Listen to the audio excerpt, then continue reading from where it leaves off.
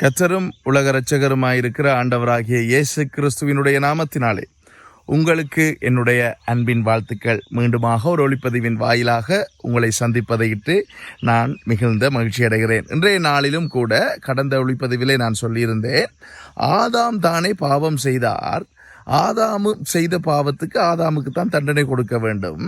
ஆதாமுக்கு பின் வந்த மனிதர்களாகிய நானும் நீங்களும் எப்படி நாங்கள் பாவத்திலே இருக்கின்றோம், எப்படி எங்களுக்குள்ளே பாவ சுபாவம் வருகிறது, நாங்கள் எப்படி பாவத்துக்குள்ளே நாங்கள் பிறக்கிறோம் என்கின்ற ஒரு கேள்வியை உங்களிடத்திலே நான் முன்வைத்தேன்.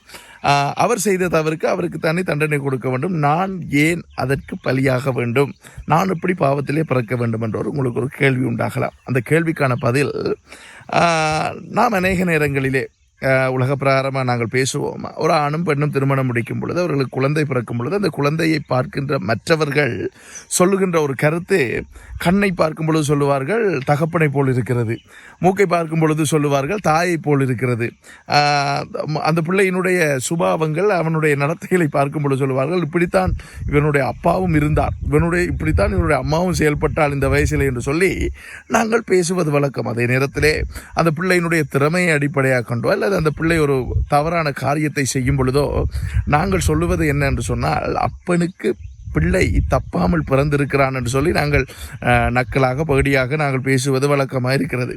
இது எப்படி உண்டாகிறது?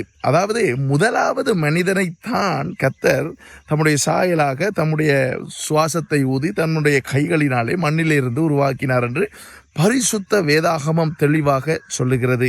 அவர் மண்ணிலிருந்து உருவாக்கினபடினாலே தான் இன்றைக்கு நாங்கள் எல்லோரும் மரித்த பின்பு மீண்டுமாக இந்த மண்ணுக்கே நாங்கள் செல்கிறது வழக்கமாக இருக்கிறது. ஓகே, ஆனால் மற்றைய சந்ததியை நாங்கள் பார்க்கும் பொழுது இன்றைக்கு ஒரு பிள்ளையினுடைய வாழ்க்கையை எது தீர்மானிக்கிறது, அவனுடைய திறமையை, அவனுடைய அறிவை, அவனுடைய சுபாவத்தை எது தீர்மானிக்கிறது என்று சொன்னால், ஆங்கிலத்திலே சொல்லுவார்கள் விஞ்ஞான ரீதியாக DNA என்று சொல்லி, அதாவது DNA மூலக்கூறுகள் என்று சொல்லி அழைக்கப்படும்.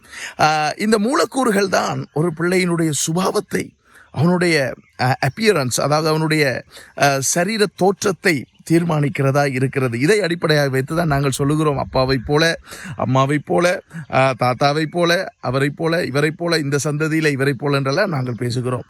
அதே போல தான் இந்த DNA மூலமாகத்தான் சகலதுமே கடத்தப்படுகிறது. அதே போல தான் ஆதாம் மூலமாக உண்டான அந்த பாவத்தின் சுபாவம், அந்த இண்டிபெண்டன்ட், அந்த கேரக்டர், அந்த பாவம், கீழ்ப்படியாத சுபாவம் இரத்தத்தின் மூலமாக, DNA மூலமாக மனிதர்கள் ஒவ்வொருவருக்குள்ளும் கடத்தப்படுகிறது. அதனாலே தான் நானும் நீங்களும் பிறக்கும் பொழுது பாவத்திலே பிறக்க